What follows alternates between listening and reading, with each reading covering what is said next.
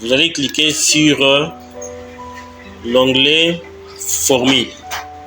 Ok? Vous cliquez sur l'onglet Formule et ce groupe de commandes de l'onglet, le premier groupe de commandes de l'onglet Formule, on l'appelle bibliothèque des fonctions. Est-ce qu'on est ensemble? On l'appelle bibliothèque des fonctions. Maintenant, dans cette bibliothèque ici, il y a plusieurs commandes. D'abord, il y a la commande insérer fonction, représentée par FDX. C'est la même commande qui est à côté de la barre des formules ici. Tout le monde voit? Voilà. Nous avons une fonction qu'on appelle somme automatique. On peut insérer automatiquement la somme à partir de cette fonction ici. Ici, à partir de cette commande. Ici, ce sont les fonctions utilisées récemment qui s'installent à ce niveau ici. Vous voyez? Si vous voulez rechercher une fonction que vous avez utilisée récemment, vous venez sur cette commande ici. Maintenant, vous voyez maintenant les catégories. Nous avons les fonctions financières. Pour voir les fonctions financières, il suffit seulement de cliquer ici. Tout ça sont des fonctions financières. Vous voyez? Nous avons les fonctions logiques. Elles sont là. Il suffit seulement de cliquer ici. Il n'y en a pas tellement beaucoup. Vous voyez qu'ici, fait partie des fonctions logiques. Nous avons les fonctions texte. Il y a aussi un nombre important des fonctions texte qui sont là-bas. Nous avons les fonctions date et heure. Elles sont là. Un nombre important de fonctions date et heure. Ok? Nous avons ici, nous avons les fonctions recherche et référence. Elles sont là. Elles sont nombreuses. De l'autre côté, nous avons les fonctions maths et trigonométrie. Vous voyez? Maths et trigonométrie. Tout ça sont des fonctions mathématiques et trigonométriques. Et de l'autre côté, nous avons plus de fonctions, c'est-à-dire d'autres catégories. Par exemple, les fonctions statistiques. Elles sont là. Elles sont d'ailleurs nombreuses là. Tout ça sont des fonctions statistiques. Nous avons les fonctions ingénierie. Elles sont là. Il y a les fonctions ingénierie. Il y a les fonctions cube. OK? Et puis il y a les fonctions information. Si vous remarquez bien, c'est plusieurs fonctions. On parle d'au moins 300 fonctions que nous pouvons utiliser en Excel. C'est clair, hein? Maintenant, la question est de savoir comment est-ce qu'on peut insérer une fonction. Alors, nous allons voir plusieurs méthodes ici pour nous permettre d'insérer une fonction. Commençons d'abord par la méthode normale, la procédure normale, c'est-à-dire c'est celle qui permet d'insérer une fonction à partir de sa classification. OK? À partir de sa catégorie. Cela veut dire, nous prenons par exemple la fonction si. Si fait partie de quelle catégorie? Oui, quelle catégorie? Logique, n'est-ce pas? Qu'est-ce que je fais? Je suis sur l'onglet formule. Je clique sur les fonctions logiques. Et je clique sur si. Vous voyez? Déjà, c'est ce qu'on appelle, ce que j'appelle assistant de fonction. Vous avez vu l'assistant de fonction? Voilà. Oui, un instant.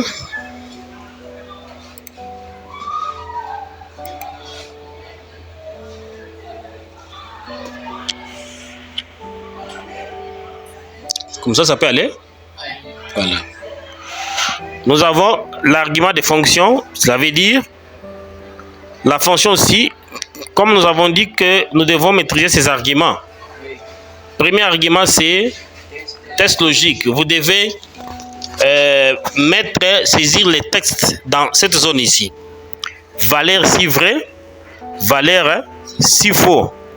Et on vous donne même l'explication. Vérifie si la fonction est respectée et renvoie une valeur si le résultat d'une condition que vous avez spécifiée est vrai et une autre valeur si le résultat est faux.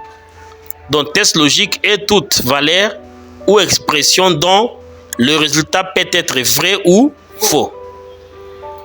Est-ce qu'on est ensemble, hein? C'est quand vous tapez maintenant les différents arguments que vous allez cliquer sur OK et vous aurez le résultat. On va expérimenter ça avec un exemple. Si je prends par exemple la fonction somme, nous sommes dans quelle catégorie? Somme.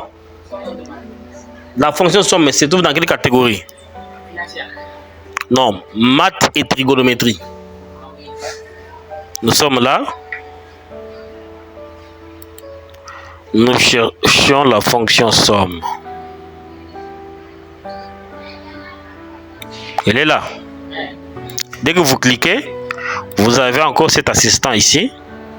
Alors vous allez remarquer qu'on vous dit comme ces arguments nombre 1. Dès que vous tapez nombre 1 par exemple, vous tapez nombre 2. Au fur et à mesure que vous remplissez les nombres, il y a de nouvelles zones qui s'affichent vous permettant de saisir les différents nombres que vous mettez. Ainsi de suite. Donc vous pouvez même défiler ici. Vous voyez? Donc vous pouvez aller jusqu'à 255 nombres, 255 arguments. Donc vous avez nombre 1, nombre 2 représente 1 à 255 arguments dont vous voulez calculer la somme. Les valeurs logiques et les textes sont ignorés dans les cellules, même s'ils sont tapés en tant qu'argument. Déjà avec les valeurs que nous avons tapées ici, nous avons déjà une somme de 219. Si je mets 10, voilà, directement. Il suffit seulement de cliquer sur OK. Et directement, vous avez le résultat. Et la fonction, la formule est là dans la barre de formule. Et c'est comme ça on peut insérer. Ça, c'est la première méthode. OK? Une autre méthode, c'est à partir de la barre de formule ici. Directement, vous cliquez sur insérer une fonction. Et vous avez cette fenêtre ici qu'on appelle, cette boîte de dialogue qu'on appelle insérer une fonction. Dans cette fenêtre ici, vous pouvez rechercher une fonction. Si vous connaissez le nom de la fonction. Par exemple, si je cherche par exemple la fonction si erreur.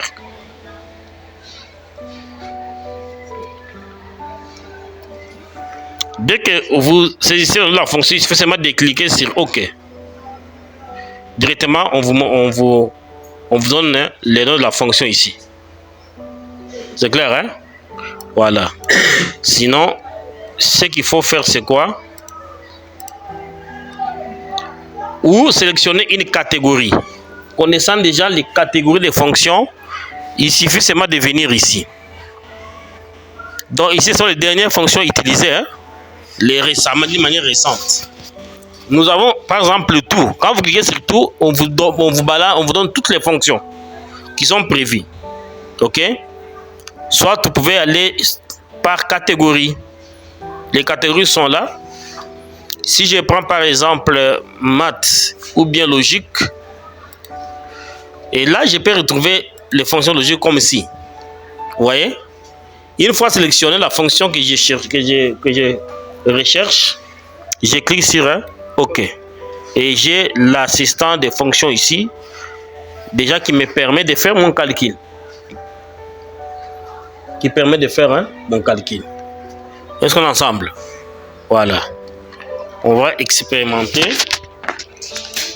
Nous prenons par exemple, on ouvre un fichier là, on avait traité par exemple le bulletin.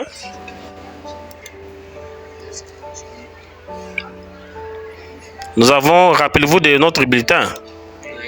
Voilà.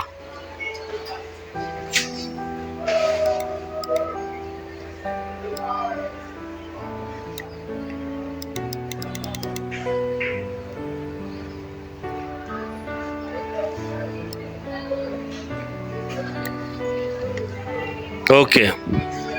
On avait déjà travaillé ce bulletin ici. Maintenant, nous allons, par exemple,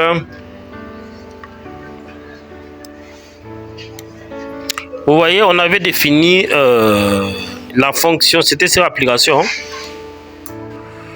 Ok. Vous voyez comment on avait défini, n'est-ce pas? Voilà. On peut utiliser aussi l'assistant de fonction pour faire la même formule ici.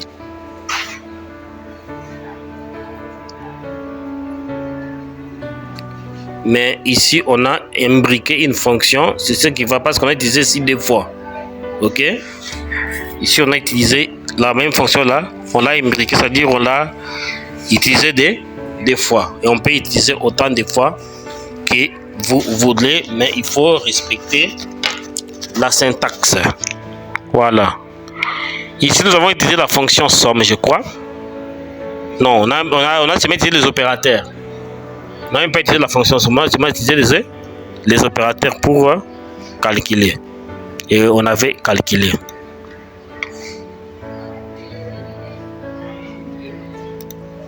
Voilà, on peut faire un petit exercice ici. Mettons par exemple pourcentage.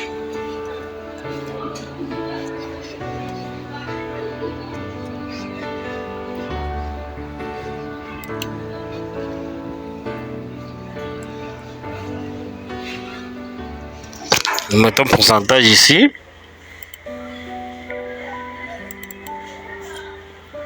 Nous mettons décision.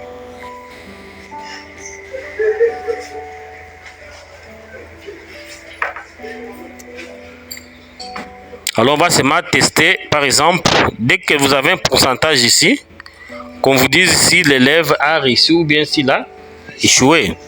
Alors qu'est-ce que j'ai fait? J'ai pu utiliser l'assistant. Je clique ici. Je suis sur la catégorie logique. Je prends la fonction si. Je clique sur OK.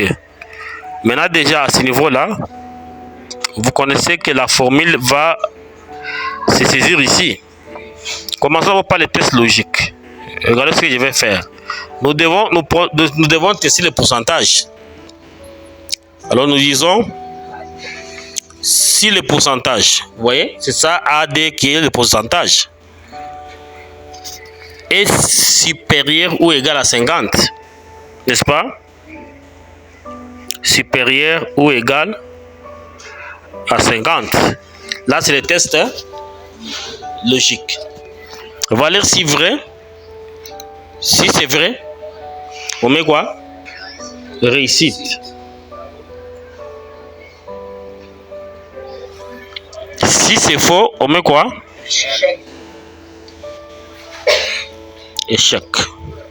Déjà, il suffit seulement de cliquer ici. Par défaut, dès que vous sélectionnez jusqu'à quelque part là, c'est toujours échec parce que le vide, c'est comme le 0, est inférieur à 50. On peut appliquer des bordures.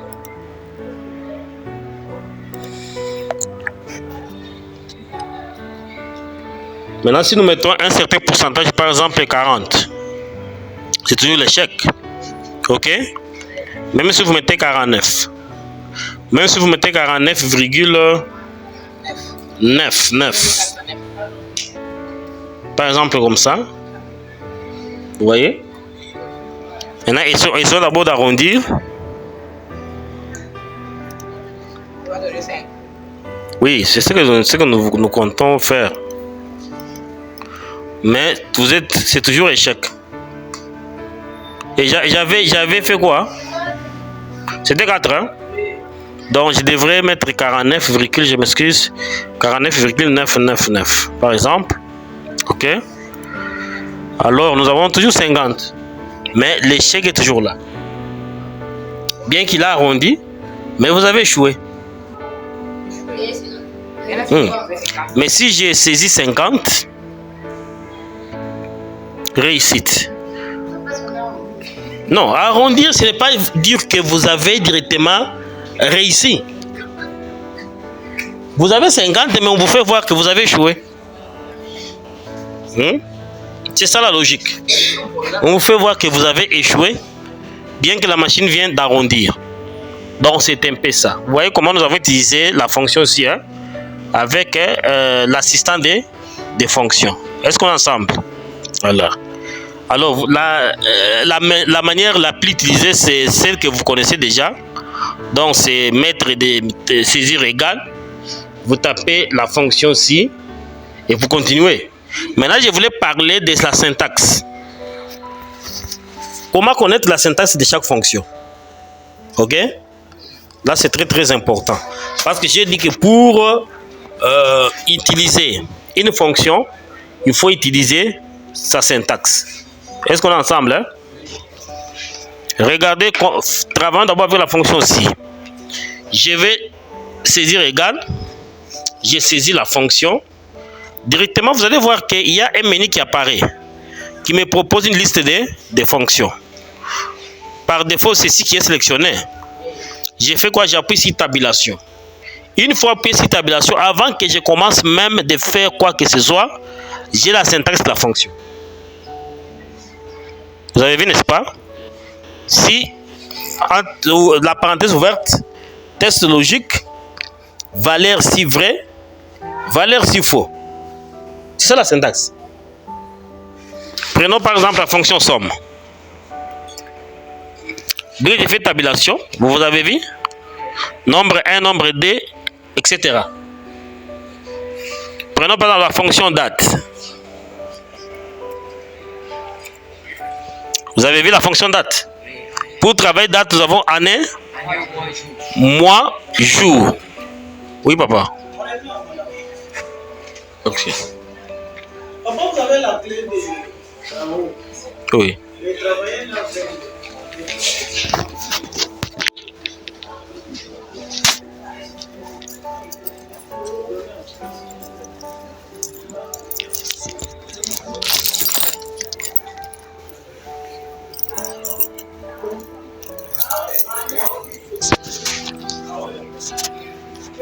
bien, on peut continuer. Nous avons, vous voyez cette syntaxe là. Par exemple, si je prends la fonction aujourd'hui,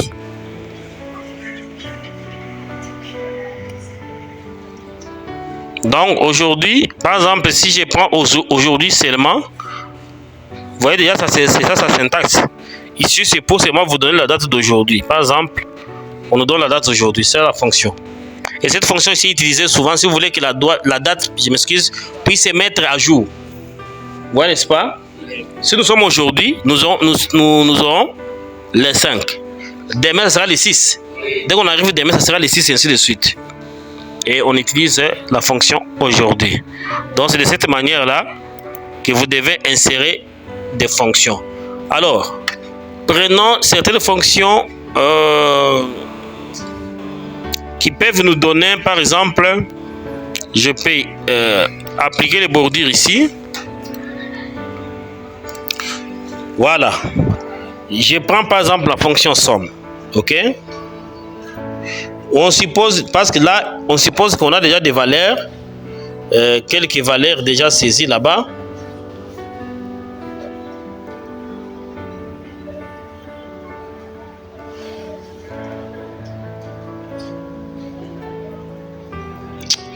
Je m'excuse.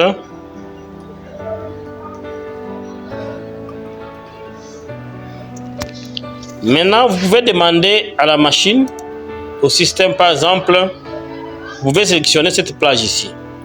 Ok? Vous cliquez sur somme automatique. Directement, vous avez la réponse. Au lieu de définir une fonction. vous allez vous rappeler de fermer quand je dis ici.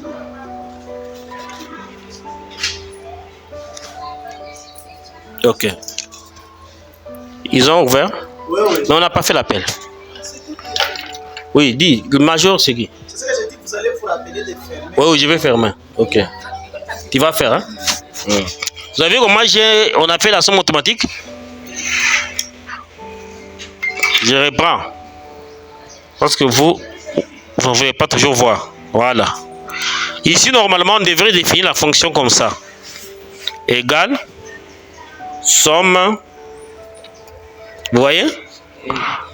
Nombre 1, point virgule. Nombre 2. Point virgule. Mais ça, c'est vraiment... Vous allez avoir... faire un grand travail. Voilà. Maintenant, à ce moment, vous allez faire quoi? Vous pouvez utiliser la somme automatique. Donc, vous sélectionnez d'abord la plage.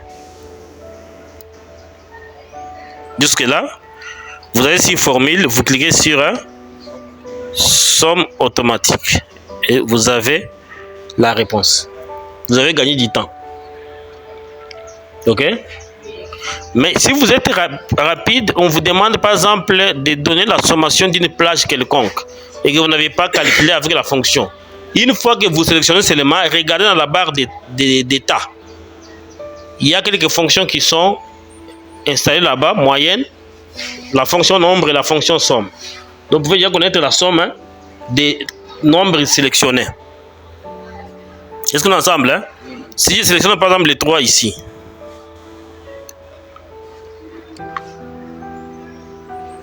Vous avez vu?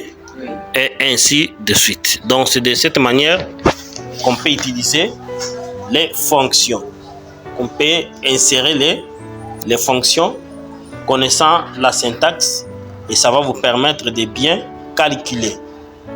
Ça va? Voilà. Nous avons combien de catégories de fonctions? Bon, pas combien. Nous citons quelques catégories de fonctions. Oui, mademoiselle? Fonction logique, fonction financière, fonction d'ATR, fonction statistique, recherche et référence, ainsi de suite, n'est-ce pas? Voilà. Je pense que on peut s'arrêter là. Le reste là, on va utiliser dans les exercices.